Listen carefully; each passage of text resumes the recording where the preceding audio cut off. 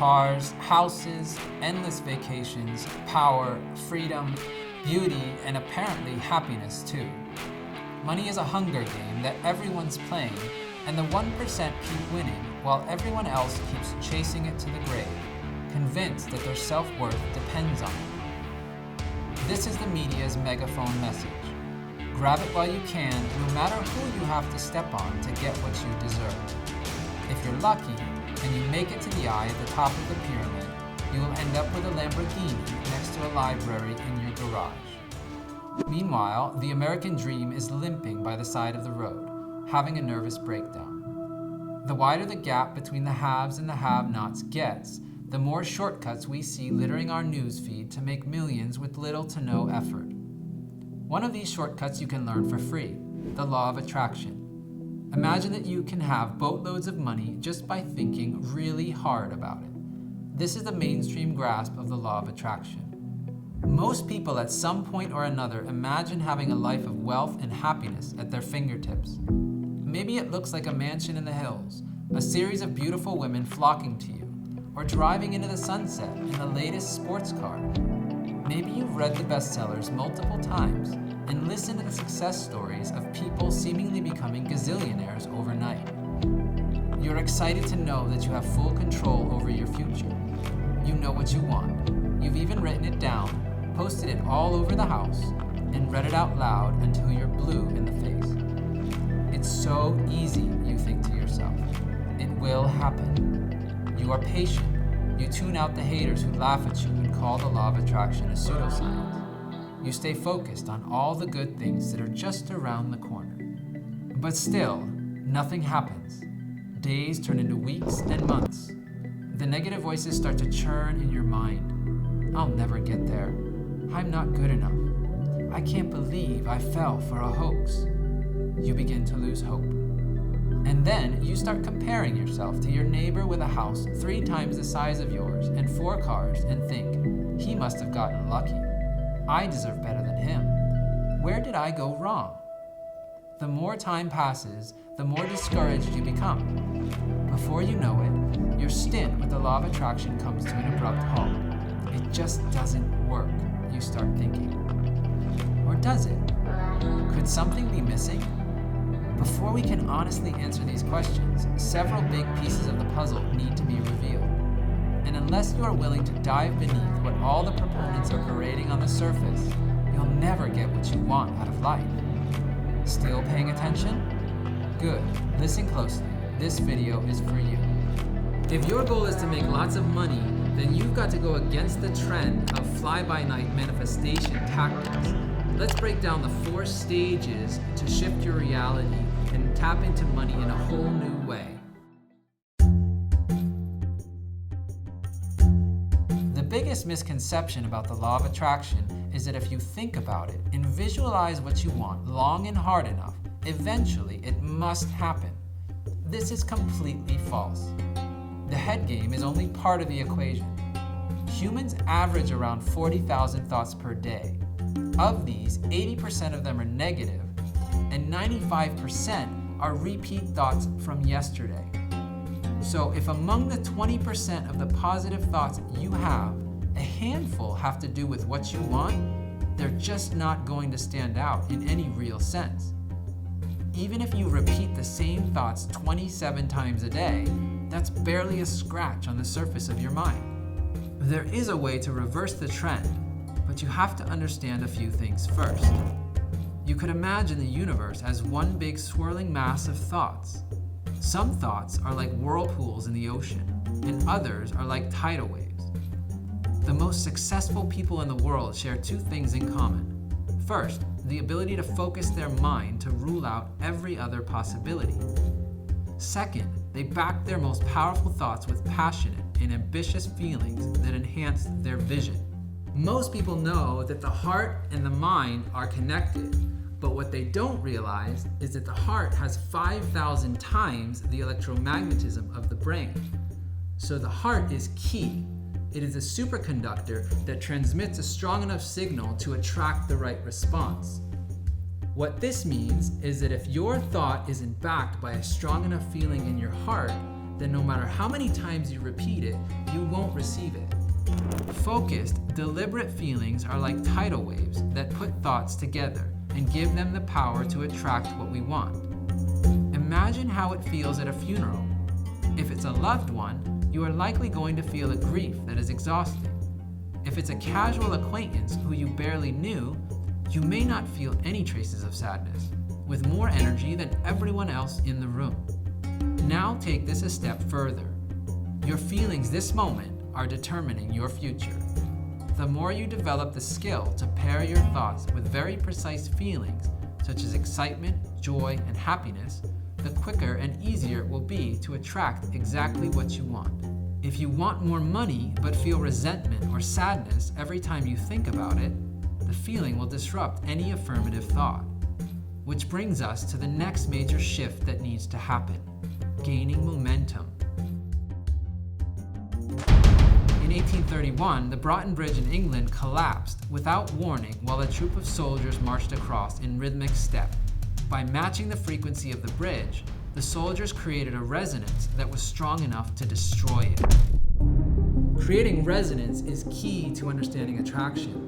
Collections of thoughts combine into feeling frequencies, and when we direct them over time, they generate a powerful force with the power to attract any amount of money. The destructive forces of momentum are frequencies generated by frustration, disappointment, confusion, and the like. They generate waves with the power to foil our plans. As an example, let's say your dream is to make your first million selling real estate, but you become discouraged when your listings don't get any leads. Signs of impending failure are all around you, and you feel frustrated. The first moment of frustration is where we start to lose momentum and nix our future. We begin to see ourselves as the proverbial hound chasing a rabbit that always seems to be just out of reach. The brain's protective mechanism defaults to quitter mode. Better to be safe than sorry, or so they say. The more we focus on what hasn't happened yet, the more we scatter our attraction power. When we feel frustrated, confused, disappointed, or upset for any reason, we are sending a clear message to the universe that we really aren't sure if we deserve what we want. It's like ordering a mocha latte, and then as soon as they start to pour it, you tell them you want chai instead. The solution is to apply consistent effort in your thinking and feeling to override the default, and thereby create momentum. This isn't a skill that can be taught, but you can learn it by strengthening your willpower to achieve your goals over time. And what's beneath any strong will is a persevering attitude.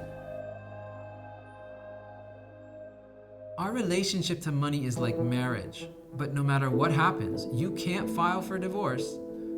Like any successful relationship, love, commitment, and integrity is critical. For this to happen, you need to make sure you are asking the right questions, or willing to change your attitude when it isn't serving the relationship. What 3 words come to mind when you think about money? How do they make you feel? What images do you see? Are you feeling frustrated as you imagine digging yourself out of a hole of debt by working a job you despise? Or do you feel a sense of lightness and freedom as you envision being paid handsomely to share your passion? How do you feel when you spend money? Do you feel joyful or depressed? If you wrote a love letter to money, what would it sound like? Would you be praising it for all the good it has brought into your life, or blaming it for robbing you of your peace of mind? Environment will obviously influence our attitude toward money in a major way. If your parents treated money as a limited resource that had to be carefully budgeted, scarcity becomes the norm. On the other side of the coin, if your parents spent money lavishly, a sense of abundance, or maybe even entitlement, will feel more natural. Those with a poverty mindset may just want to make ends meet, settling for low-paying jobs that are tedious and exhausting. Those with a wealth mindset believe that money is an abundant resource that they deserve, and choose careers that are both more lucrative and fulfilling. Economic status at birth will tend to stick throughout life. That is, unless you make a consistent effort to change your mindset. The exceptions, those who exist outside their circumstances, are thinking in terms of possibility. And to be in possibility means to be willing to embrace new ideas. If you work a standard 9-to-5 job with an annual income of $40,000 and aspire to be a millionaire, you can't just dress the part and wave a magic wand. You have to think, breathe, and act like a millionaire from the inside out. What do they choose to do with their time and energy? What books do they read? Which habits and disciplines do they follow? What type of associations do they keep? You'll know that your attitude towards money is changing when previously far-fetched ideas become common sense. There will be a deeper sense of gratitude and greater freedom around the very idea of money. This will indirectly create situations that will push you to new heights. Losing a job where you weren't valued or paid well, or a friend who took advantage of your time, are positive signs that you are moving in a new direction. Shifting into a more expansive attitude toward money is like a superhighway to understanding the fourth piece of the puzzle: alignment with intentions that quickly create the results you desire.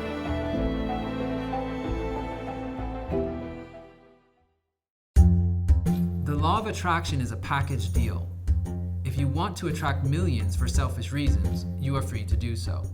But then what else will arrive in that package? It could be relationships based on greed and deceit. You may fall victim to other selfish associations who sue you for all that you own. It could be that you become so self-absorbed in your relentless pursuit of money that you sacrifice your health and well-being in the process. Here is where you need to be extremely careful. A feeling frequency that you apply to one area of life will inevitably influence every other aspect of your life. If you want to be a millionaire, what are the actual reasons behind the desire? Is it to buy things you don't really need? Is it to help feed the hungry? Do you think that it will somehow complete you? Intention determines results, both short and long term. It's no use attracting money that you can't hold on to because your intention was to get rich quick without learning how to transform your wealth into lasting abundance. Always write down your intentions and then scrutinize them daily to see if you are moving in a direction that will serve you in the months and years to come. The law of attraction is as real as the sun shining overhead. There is nothing coincidental about life.